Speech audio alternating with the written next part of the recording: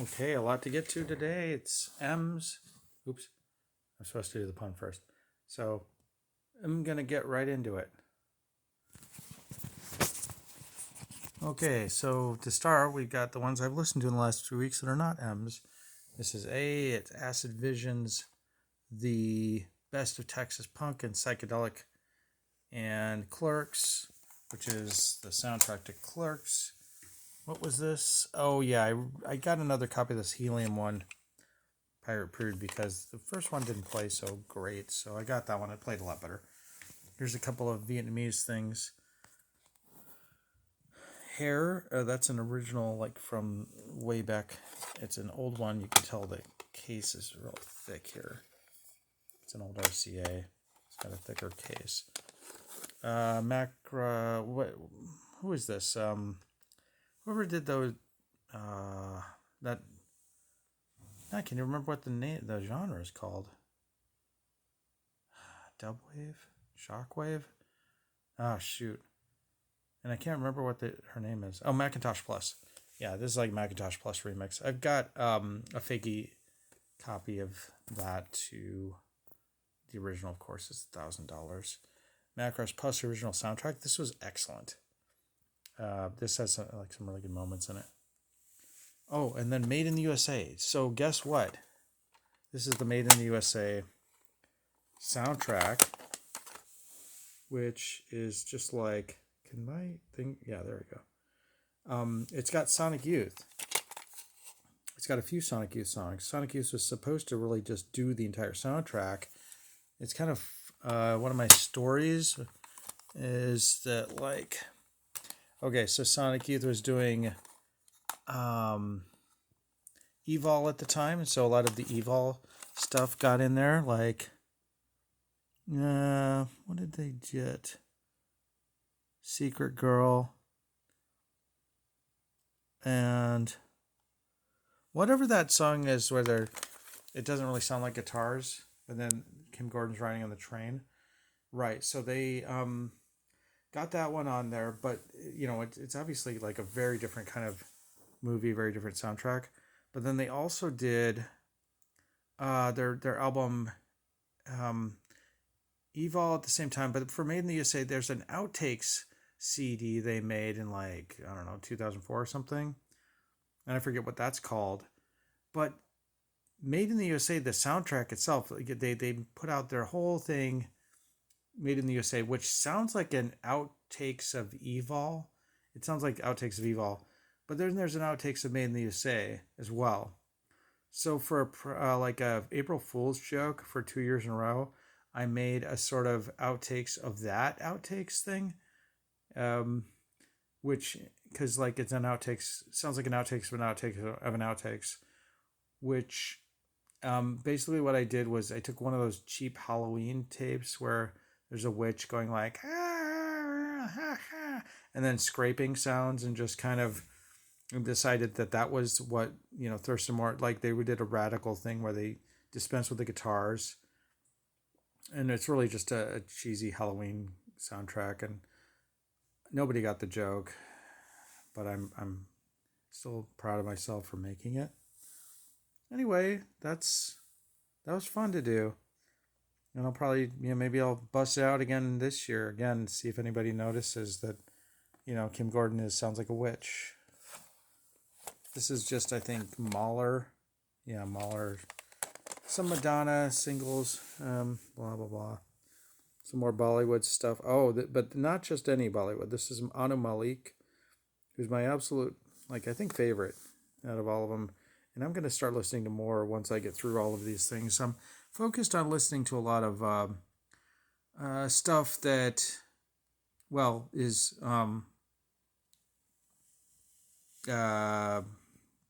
just American Western music now, because I have a whole bunch of stuff that I'm getting and still have gotten, so most of them listening right now is just filling in good stuff. But the last 2 years I'd listened to a lot of, before I started this, a lot of Eastern music late at night, as you can see, this sort of thing, Mangeshkar, people like that. I don't even know if I skipped anything. I don't think so. But yeah, okay. So the next notable Western thing would probably be this J Mascis Martin and Me. I have the promo of that as well. It's just J Mascis like doing a solo set on his guitar. I looked for that for a long time. The Mecha Normal there. Shadowgate is like a video game soundtrack.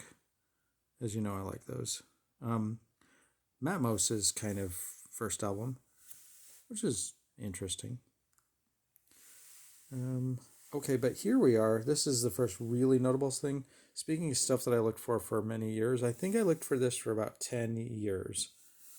And I kind of almost sort of had this smuggled to me from Britain. It didn't end up being very much money, like $50 maybe less actually. It didn't go for much. I won it on eBay. They wouldn't send it to me. So I found somebody on Facebook to send it to me who bought it, won it somehow. Or paid for it somehow. I don't remember how it worked, but I got them to send it to me, and I'm very, very grateful. This is an original. I believe it's from 1966. I believe it is the second official Beatles release. It's in pristine condition, and I think it's great that I have both this, which is the first Beatles solo release, and his latest one, which is from last year. So I got a 66 and then a 23. These are 1970 original. I don't remember. This isn't it's original, but it's not from 1970. This is from 1970, I believe. And then another American version from later. Ram, the original Ram from Britain. And, this is some of that Sinram stuff that I love from Japan. These are weird bootleggy things. A rock, what is it? Rock, what do you call this? Rock line. Yeah, Rock Line. I love that stuff. It's like a show with Paul McCartney where he's being interviewed. And the Family Way reissue, McCartney 3 and McCartney 3 Imagine, I believe, is the latest one, unless you count the new Beatles single, which he did produce and is a part of. But McCartney 3, I think, is also from the same year, 2023, which is almost over. MC5 Back in the USA, an original Ampex version. That's good to have. The Meat Puppets, I got what is this? First album outtakes. And No Joke, the promo. A Melvin's promo of Houdini. I totally love this album. Houdini is just one that got me into the Melvins. It's an incredible album. The first 4 songs are just so great. I don't know. Worth hearing. Fakey versions of No Life Till Leather and Metal Up Your Butt. And I got and by the way, another Vietnamese one. I love those. But I've given up on trying to get the originals of that because you'll never know. There's so many people faking those now. So I just bought some fake versions and I'm happy with them. I don't care. I mean, you can find an original, but at this point, that is the most oversaturated thing ever, and it's just impossible to know if it's original. Zero Tolerance for Silence by Pat Metheny is a pretty great little noise excursion by Pat Metheny. Thurston Moore likes it, so don't knock it too hard. What's this? Oh, the Miles Davis 6-step with Thelonious Monk. Mingus, so yeah. More Vietnamese stuff. Some kind of fake Minor Threat stuff that, I enjoy it. And when I say fake, I mean this is a live dub and the authenticity is in question, maybe. Who knows? We're going to get in trouble with Discord. Okay, so what else? What's this? I don't even know. Oh, it's a Modest Mouse. This is a long time for someone to think about. Copyright 1995. something was given out to people. Some people like that band. I like MUR-MY. 4-song sampler. That's really good. Didn't know much about them, but now I've got some. The Mommy Heads. Now, this is a band this is on the Tool Die series, of which most people only know Pocket Watch, or really familiar with Pocket Watch, but there are like about 7 of these simple machines. And this one is the Swiss Army Knife by the Mommy Heads. Now, it's really, I think, their best one, because afterwards, Coming to Beauty is okay, but by the time they're on Geffen, they're basically the Ben Folds 5. Not that they're bad, but, you know, they're more interesting before, when they were a little more independent, in my opinion. Some Thelonious Monk there. Another Vietnamese thing. All right, here we go. After Moon Duo, which is one of those. Oh, this is exclusively for record club members of the Sacred Bones Society. Those are an interesting thing. We have then Thirst for More Psychic Hearts, the American version. I think this is the British version. Promos, you know. And then I want to say this is the Indonesian Psychic Hearts right here. All those were enjoyable. And a live one, and then By the Fire, which is 2020. Some ragas. These are incredible to listen to. These are like morning ragas. I got all of the set recently, so I can replace that. These with those, or that with these, or whatever. As long as they're all the exact same, I can do it. Yeah. This American Prayer is pretty interesting. It's like the Doors are basically playing disco at this point.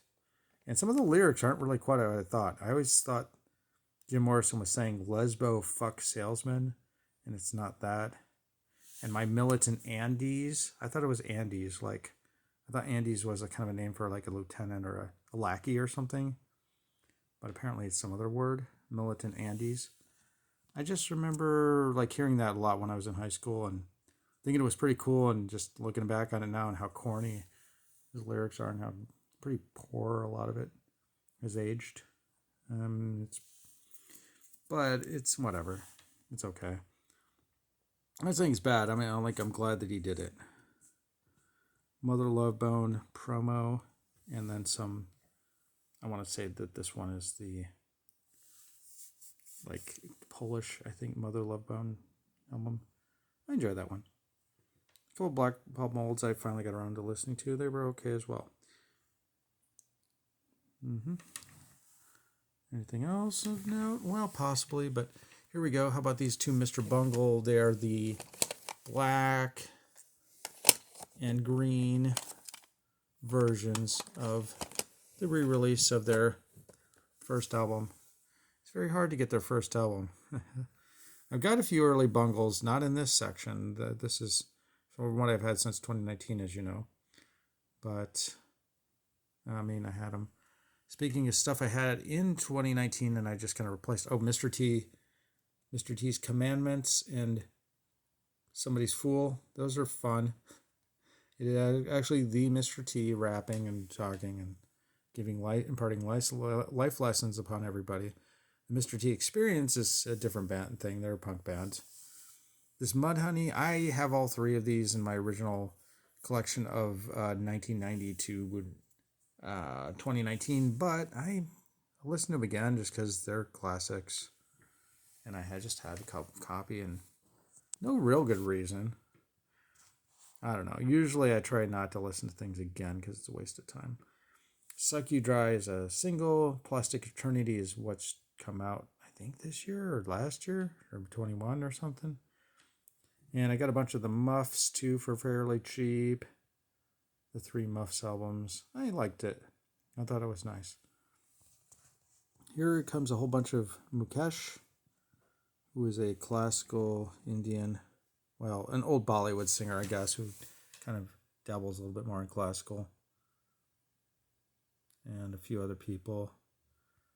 And then we've got the Music Works, This is kind of Canada's answer to Tellus, which was an American art, music, very in depth, and talking about like, the experimental composers, people like John Cage are highly, but not just Cage, are highly covered in music works. There's a close association with John Oswald, who did what's called plunderphonics, which is a technique which I think is pretty great. He did an album I have called Gravefolded, where he took a whole bunch of Grateful Dead concerts and they just took the drum solos and melded all of the drum space stuff, I think, together. And we're talking like hundreds of concerts. I don't know how he even did it, but he folded them all together into one crazy experience, and he did a lot of that sort of thing.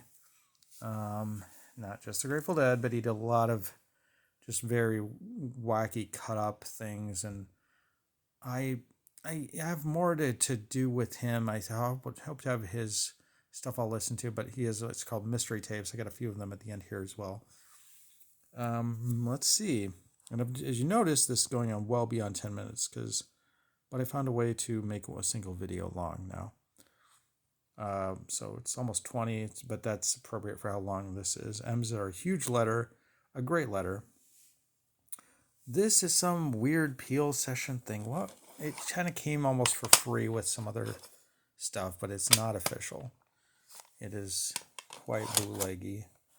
This, however, is I think the British version, which I somehow didn't have in my other collection, but you need the British version and the American version.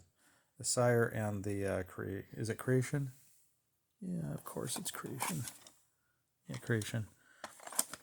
This one, though, is something you're probably not going to be able to find ever. Good luck finding this. Yeah, I don't know. It's Glider, but it's the promo version. I've got just about every other. I don't know how. Don't ask me how I was able to find them all, but I've got all of the My Bloody Valentine promos. Not in this collection, but my other one.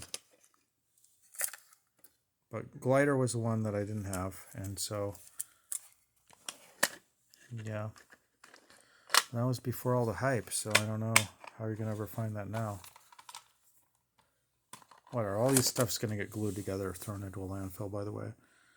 Just so you know, because nobody cares enough to save it. Why do I have my... Wait, how did this get here? This shouldn't be here. Brian Eno, My Life. Oh, because it's My Life in the Bush of Ghosts. I went by the title. I hadn't heard that before. I didn't know about it much before, but it's pretty excellent. It's a very early example of... Well, it's new wavy, modern-y. It's got its own thing. Whatever. It's great. What else? Oh, Super Saw. To me, this was possibly the most, like, the best sounding of these Tool Die series. I think it was even better than the David Grohl one. It is called... It just has a great basic sound to it. My New Boyfriend. What tool are they going for? Saw, I guess. Yeah. So anyway, I'm about out here. My New Boyfriend. That was a good find. I paid a little bit more for that one. I think it was 60 or something. Yeah. Finally, here are, as promised, the mystery tapes. I've got... What is this?